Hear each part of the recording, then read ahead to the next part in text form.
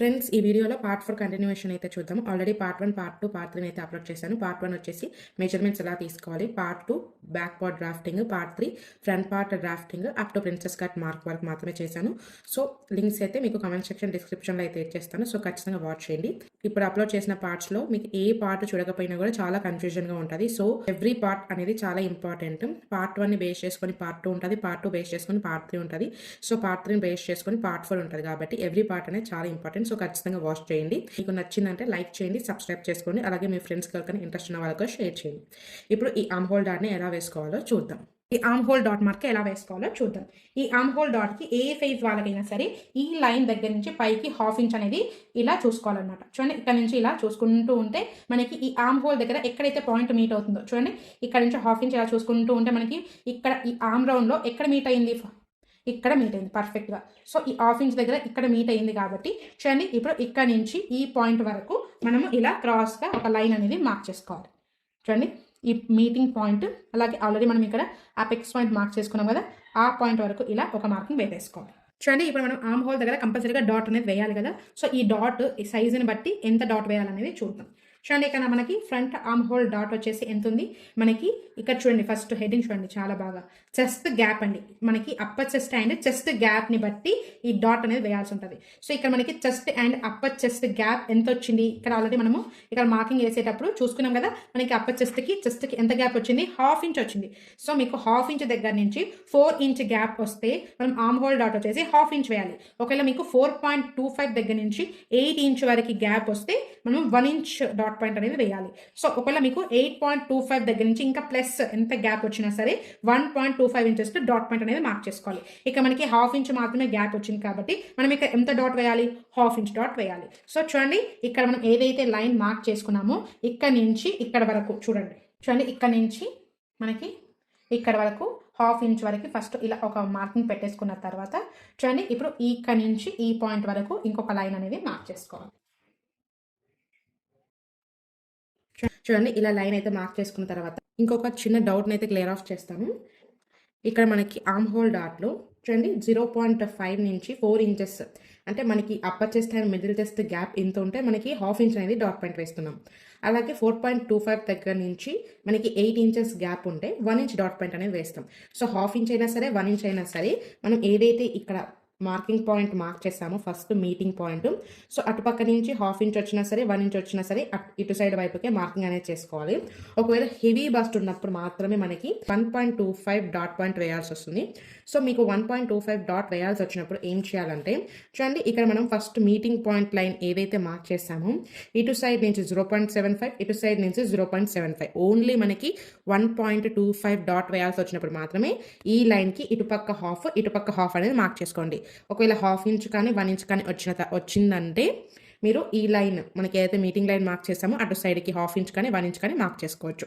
So ఇలా మనం arm whole డాట్ని వేసుకున్న తర్వాత సో ఇక్కడ చూడండి, ఇక్కడ మనకి నెక్ ఏదైతే మార్కింగ్ చేసుకున్నామో ఇక్కడ మాత్రమే మనం ఇప్పుడు చూడండి ఇక్కడ నుంచి ½ ఇంచ్ డౌన్ అనేది చేయాలి. ఇది ఏ సైజ్ వాళ్ళకైనా ఫిక్స్డ్ అనమాట ½ ఇంచ్ డౌన్ అనేది.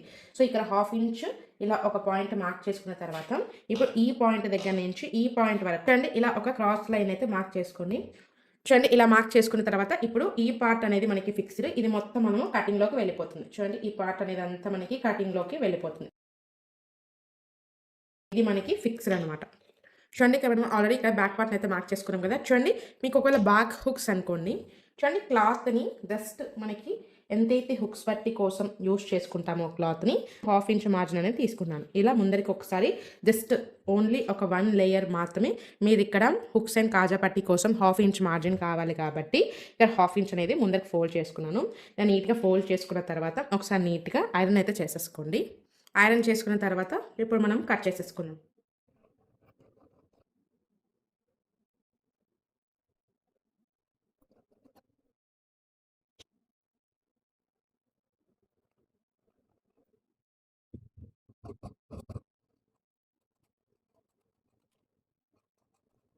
చూడండి, ఇలా నీట్గా బ్యాక్ పార్ట్ని కట్ చేసుకున్న తర్వాత ఈ బ్యాక్ పార్ట్ని బేస్ చేసుకుని ఫ్రంట్ పార్ట్ని ఎలా కట్ చేసుకోవాలో చూద్దాం. చూడండి, ఇక్కడ మీకు ఒక చిన్న పాయింట్ కూడా క్లియర్ ఆఫ్ చేయాలి. ఒకవేళ మీకు బ్యాక్ హుక్స్ అనుకోండి, బ్యాక్ హుక్స్ అనుకున్నప్పుడు మాత్రమే ఇక్కడ మనం ఒక ½ ఇంచ్ వరకు ముందరికి ర్యాప్ చేసుకొని కట్ చేసుకోండి. లేదు మీకు బ్యాక్ హుక్స్ కాకుండా నార్మల్ బ్యాక్ క్లోజ్డ్ అనుకోండి, యాజ్ ఇట్ ఈస్ ఫస్ట్ ఎలా అయితే మార్క్ చేసుకున్నామో same as it is cut చేసుకోండి. ఒకవేళ మీకు ఫ్రంట్ పార్ట్ క్లోజ్డ్ అయితే సేమ్ ఇలాగే ఎలా అయితే మార్క్ చేస్తామో అలాగే కట్ చేసుకోవాలి. లేదు మీకు ఫ్రంట్ ఓపెన్ కావాలనుకున్నప్పుడు చూడండి సేమ్ మన బ్యాక్ పార్ట్కి ఎలా అయితే ఫ్రంట్కి 1/2 ఇంచ్ ముందరికి వ్రాప్ చేసుకున్నామో అలా వ్రాప్ చేసుకొని కట్ చేసుకోవాలి. అంతే అండి, దీంట్లో ఏం కన్ఫ్యూజ్ అవ్వాల్సిన అవసరం అయితే లేదు. మీరు ఓపెన్ పెట్టుకోవాలనుకుంటున్నారా, క్లోజ్డ్ పెట్టుకోవాలనుకుంటున్నారా, బ్యాక్ ఆర్ ఫ్రంట్ అనేది మీ డెసిషన్ అనమాట. సో మార్కింగ్ మాత్రం ఎటువంటి చేంజెస్ ఉండదు. చూడండి ఇప్పుడు మనకి బ్యాక్ పార్ట్ వచ్చేసి ఇలా ఉంది, ఫ్రంట్ వచ్చేసి ఇలా ఉంది. సో రెండు అనేటివి సేమ్ లేవు ఇక్కడ. సో మనకి ఇక్కడ సైడ్ ఫిట్టింగ్ అనేటివి ఈక్వల్గా రావాలి. సైడ్ జాయింట్స్ చేసినప్పుడు మనకి ఫ్రంట్ బస్ట్కి ఎంత ముందరికి తీసుకొచ్చినా కూడా మనకి బ్లౌజ్ అనేది కంప్లీట్ అయ్యేటప్పటికి సైడ్ జాయింట్స్ అనేది పర్ఫెక్ట్గా ఉండాలి. సో చూడండి ఫస్ట్ మనము ఈ సైడ్ ఫిట్టింగ్స్ని ఎలా మార్క్ చేసుకోవాలో చూద్దాం. ఫస్ట్ చూడండి ఇక్కడ మనకి నార్మల్గా ఇక్కడ అంటూ ఏం చేంజ్ చేయాల్సిన అవసరం లేదు, జస్ట్ ఇక్కడ కింద మాత్రమే అడ్జస్ట్ చేసుకోవచ్చు అనమాట. సో మీకు ఈ బ్యాక్ పార్ట్ కంటే ఇది ఒకవేళ ఎక్కువైంది అనుకోండి పైకి మార్క్ చేసుకొని కట్ చేసుకోవచ్చు. ఒకవేళ ఈ బ్యాక్ పార్ట్ కంటే ఇది తక్కువైంది అనుకోండి కిందికి మార్క్ చేసుకొని కట్ చేసుకోవచ్చు. సో చూడండి ఇక్కడ నీట్గా ఇలా ప్లేస్ చేసుకోండి. చూడండి ఇలా నీట్గా ప్లేస్ చేసినప్పుడు చూడండి సైడ్ జాయింట్స్ చూడండి మీకే అర్థమవుతుంది. ఇక్కడ మనం మార్క్ చేసిన దానికంటే ఈ బ్యాక్ పార్ట్ అనేది కొంచెం ఎక్స్ట్రాగా ఉంది. సో ఇది ఎక్కడికైతే వస్తుందో అక్కడికే మీరు మార్కింగ్ అనేది చేసేసుకోవాలి. చూడండి ఇలా ఫస్ట్ సైడ్ ఫిట్టింగ్స్ అన్నిటిని నీట్గా చూసుకొని ఇలా ఫస్ట్ ఒక లైన్ అనేది ఇలా మార్క్ చేసుకోండి. ఇలా నీట్గా మార్క్ చేసుకున్న తర్వాత ఇప్పుడు ఈ పాయింట్ దగ్గర నుంచి ఈ పాయింట్ వరకు మనము ఇప్పుడు లైన్ అనేది మార్క్ చేసుకోవాలి. ఈ పాయింట్ అనేది ఫిక్స్డ్ అనమాట. ఇక్కడ మనం ఎటువంటి చేంజ్ చేయకూడదు. ఇక్కడ చేంజ్ చేస్తే ఏమవుతుందంటే ఈ ప్రిన్సెస్ కట్ 2 పార్ట్స్ని జాయిన్ చేసినప్పుడు ఒకటి పెద్దదిగా ఒకటి చిన్నదిగా అయిపోతుంది. సో ఇక్కడ మనకి సైడ్ ఫిట్టింగ్స్ ఈక్వల్గా రావాలి కాబట్టి ఇది మాత్రం ఎక్స్టెండ్ చేసుకున్నాము. ఇప్పుడు ఇక్కడ ఏదైతే మార్కింగ్ పెట్టుకున్నామో ఆ పాయింట్ దగ్గర నుంచి ఈ పాయింట్ వరకు మ్యాచ్ చేసేసేయండి లైన్. చూడండి ఇలా నీట్గా మార్కింగ్ చేసుకున్న తర్వాత ఇంకా మన నెక్స్ట్ ప్రాసెస్ వచ్చేసి ఈ ప్రిన్సెస్ కట్ షేప్ అనేది మనం ఇప్పుడు కట్ చేసుకోవాలి. జస్ట్ కంప్లీట్గా కట్ చేయకూడదు. చూడండి ఫస్ట్ ఇక్కడ నుంచి ఈ షేప్ మాత్రమే మనం ఇక్కడ కట్ చేసుకుంటున్నాం, ఇంకా వేరే ఏం చేంజెస్ చేయడం లేదు. చూడండి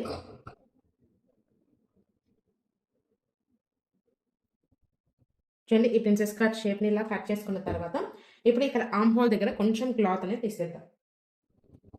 ఇక్కడ కొంచెమే క్లాత్ ఎందుకు తీసేయమని చెప్పాను అంటే ఇక్కడ మనము ఏదైతే ఆర్మ్ హోల్ డాట్ వేసామో చూడండి ఈ ఆర్మ్ హోల్ డాట్ ని ఇక్కడ వేసిన ఈ లైన్ మీదకి ఇలా నీట్ గా ఓవర్లాప్ చేసుకోవాలి. చూడండి ఇలా నీట్ గా ఒకదాని మీదకి ఒకటి ఇలా వచ్చేలాగా నీట్ గా ఓవర్లాప్ చేసుకోవాలి. ఓవర్లాప్ చేసుకొని నీట్ గా సీమైన్ అయితే చేసేసుకోవాలి. ఇలా ఒకదాని మీద ఒకటి లైన్ ఏదైతే మనం మార్కింగ్ చేసుకున్నామో 1/2 ఇంచ్ డాట్ పాయింట్ అనేది చూడండి ఇలా ఒకదాని మీద ఒకటి నీట్ గా ఇలా ఓవర్లాప్ చేసిన తర్వాత మీ దగ్గర ఇలా స్టీమ్ ఐరన్ బాక్స్ ఉంటే ఇలా నీట్ గా స్టీమ్ ఐరన్ చేసేసుకోవాలి. చూడండి ఇలా ఒకదాని మీద ఒకటి నీట్గా ఇలా ఓవర్లాప్ చేసుకున్న తర్వాత ఇలా ఐరన్ చేసిన తర్వాత చూడండి మనము ఇక్కడ ఆర్మ్ హోల్ డాట్ అనేది ఇలా మనము ఓవర్లాప్ చేసి ఐరన్ చేసిన తర్వాత మనకి ఈ ఆర్మ్ హోల్ అనేది పర్ఫెక్ట్గా మ్యాచ్ అవ్వలేదు కాబట్టి ఇప్పుడు ఈ ఫ్రెంచ్ కర్వ్ స్కేల్ని మనం యూజ్ చేసుకొని చూడండి మనకి ఇక్కడ సైడ్ లైన్ అలాగే ఇక్కడ కింద ఏదైతే మార్కింగ్ చేసుకున్నామో ఇవి రెండు బాగా నీట్గా ఇలా మ్యాచ్ అయ్యేలాగా చూసుకున్న తర్వాత ఇప్పుడు ఇక్కడ చూపిస్తున్న విధంగా ఇలా నీట్గా రౌండ్ అనేది మార్క్ చేసేసుకోవాలి. చూడండి ఇలా నీట్గా మార్క్ చేసుకోండి. ఇక్కడ మనకి కొంచెం ఫినిషింగ్ అనేది నీట్గా లేదు కాబట్టి చూడండి థీమ్ దీనికి తగ్గట్టుగా మనం దీన్ని మార్కింగ్ అనేది చేసుకోవాలి. చూడండి ఆర్మ్ హోల్ అనేది ఇలా నీట్గా రౌండ్ అనేది మార్క్ చేసుకున్న తర్వాత ఇప్పుడు ఇక్కడ నుంచి ఇక్కడ ఒకసారి నీట్గా సైడ్ ఫిట్టింగ్ లైన్ అనేది చెక్ చేసేసుకొని ఈ పార్ట్ని కూడా మనం కట్ చేసేసుకోవచ్చు. ఇంకా నెక్స్ట్ చూడండి ఇక్కడ మనకి పర్ఫెక్ట్గా మీట్ అవుతున్నాయి లేదా నీట్గా చూసుకోవాలన్నమాట. చూడండి మనకి ఇక్కడ సైడ్ ఫిట్టింగ్స్ అనేది పర్ఫెక్ట్గానే ఫిట్ అవుతున్నాయి. లాస్ట్లో ఒక చిన్న పాయింట్ చెప్తానని చెప్పాను. మనకి upper chest and middle chest gap అనేది ఇక్కడ పాయింట్ అనేది మార్క్ చేసుకున్నాం కదా. సో దీన్ని మనము ఇక్కడ లెగ్ కర్వ్ స్కేల్ యూజ్ చేసుకొని ఈ మన మిడిల్ చెస్ట్లోకి కర్వ్గా ఇక్కడ మ్యాచ్ చేసేసుకోవాలన్నమాట. ఇలా మనము లెగ్ కర్వ్ స్కేల్ అయితే యూజ్ చేసుకొని ఆ 1 పాయింట్ దగ్గర నుంచి మనకి మిడిల్ చెస్ట్లోకి మ్యాచ్ చేసేసుకోవాలి లైన్ అనేది. సేమ్ అలాగే ఇక్కడ కూడా జస్ట్ 1 పాయింట్ లోపల నుంచి ఇలా మార్కింగ్ అయితే పెట్టేసుకోండి. చూడండి ఇలా మనం అడ్జస్ట్ చేసుకోవాలి సైడ్ ఫిట్టింగ్ లైన్ అనేది. సో ఇలా మనం మార్కింగ్ చేసుకున్నామంటే కంప్లీట్ ఫ్రంట్ పార్ట్ డ్రాఫ్టింగ్ అయితే కంప్లీట్ అయిపోయింది. సో మనం మార్కింగ్ చేసుకునే దాని ప్రాసెస్లో అయితే కట్ చేసేసుకుందాం.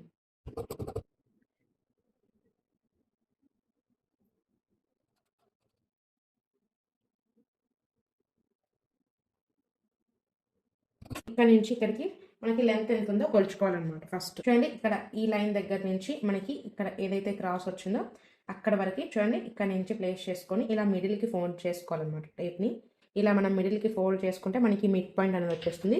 సో ఈ మిడ్ పాయింట్ దగ్గర ఇలా ఒక మార్కింగ్ పెట్టుకున్న తర్వాత చూడండి ఇటు సైడ్ నుంచి బయటికి వచ్చేసి ఒక 1/2 ఇంచ్ అనేది బయటికి మార్క్ చేసుకోవాలి.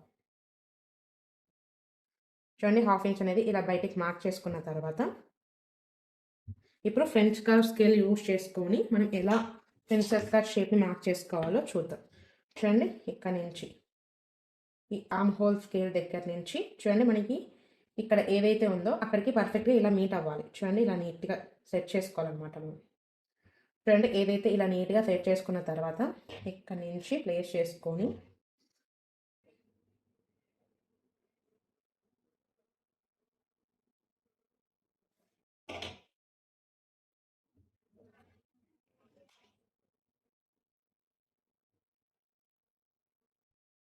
చూడండి ఇలా నీట్గా మార్క్ చేసుకుంటే మనకి ప్రిన్సెస్ కట్ షేప్ అనేది వచ్చేస్తుంది. సో మార్క్ చేసుకున్న దాని ప్రాసెస్లో అయితే ఇప్పుడు మనం ఇక్కడ కట్ చేసేసుకుంటాం.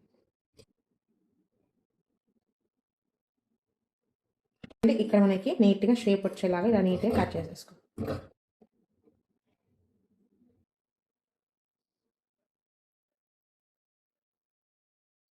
చూడండి ఇలా చూసుకుంటూ ఉండాలన్నమాట. ఇలా చూసుకుంటూ ఉంటే మనకి చూడండి ఈ పాయింట్ అనేది మీట్ అవ్వాలి. ఇలా మీట్ అయిన తర్వాత అగైన్ ఇలా నీట్గా దగ్గరికి ఇలా నీట్గా పెట్టుకొని ఇలా చూసుకోండి ఒకసారి నీట్గా. మనకి 2 పార్ట్స్ అనేవి ఈక్వల్గా రావాలన్నమాట. ఇలా చూడండి ఇక్కడ మనకి జస్ట్ ఒక 0.25 అనేది ఇలా వచ్చేసింది కదా. సో ఆ 0.25 దగ్గర ఇలా ఒక నీట్గా మార్కింగ్ పెట్టేసుకున్న తర్వాత ఇప్పుడు ఇక్కడ నుంచి ఇక్కడ వరకు మనము క్రాస్గా లైన్ అనేది మార్కింగ్ చేసేసుకొని కట్ చేసేసుకోవాలి. సో మనకి జాయిన్ చేసేటప్పుడు ఒకటి పెద్దదిగా ఒకటి చిన్నదిగా అవ్వకుండా ఉంటుందన్నమాట.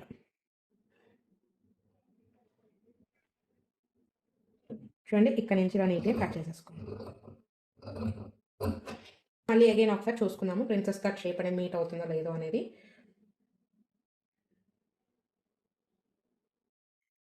చూడండి ఇలా నీట్గా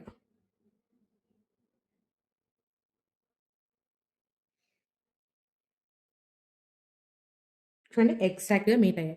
సో ఇది మనకి ప్రిన్సెస్ కట్ షేప్ అనేది పర్ఫెక్ట్గా సెట్ అవుతుంది అనమాట. సో ఇలా నీట్గా మార్కింగ్ చేసుకున్న తర్వాత ఇప్పుడు మనం మార్కింగ్ చేసుకున్న దాని ప్రాసెస్లో మెయిన్ క్లాత్ మీద పెట్టి ఎలా కట్ చేసుకోవాలో చూద్దాం. చూడండి ఇక్కడ మనం మెయిన్ క్లాత్ మీద పెట్టేసుకొని ఇది మనం జాయిన్ చేసుకుంటాం కాబట్టి ఈ ప్రిన్సెస్ కట్ని జాయిన్ చేసుకోవడానికి మనకి ఖర్చు అనేది కావాలి కాబట్టి చూడండి దీనికంటే ఇది ఒక 1/2 ఇంచు, దీనికంటే ఇది ఒక 1/2 ఇంచు ఎక్స్ట్రా ఉండేలాగా చూసుకొని మనం మెయిన్ క్లాత్ని అయితే కట్ చేసుకోవాలి. ఇక్కడ వచ్చేసి మీకు ఫ్రంట్ క్లోజ్డ్ అయితే క్లోజ్డ్ సైడ్ వైపు నుంచి కట్ చేసుకోండి, ఓపెన్స్ ఉంటే ఓపెన్ సైడ్ వైపు నుంచి కట్ చేసుకోవాలన్నమాట. 1/2 ఇంచ్ ఎక్స్ట్రా మార్జిన్ ఆల్రెడీ వదులుకొని ఇక్కడ నేను కటింగ్ అయితే చేసేసుకున్నాను కంప్లీట్గా. చూడండి ఇలా ఇక మనకి సైడ్స్ అనేవి ఏం అవసరం లేదు, జస్ట్ ఈ 2 పార్ట్స్ మాత్రమే జాయిన్ చేసుకుంటాం కాబట్టి ఈ 2 పార్ట్స్కి మాత్రం ఖర్చు ఉంటే సరిపోతుంది. సో ఇలా నీట్గా కట్ చేసేసుకోండి. చూడండి ఇది వచ్చేసి మనకి ఫ్రంట్, ఇది వచ్చేసి మనకి బ్యాక్.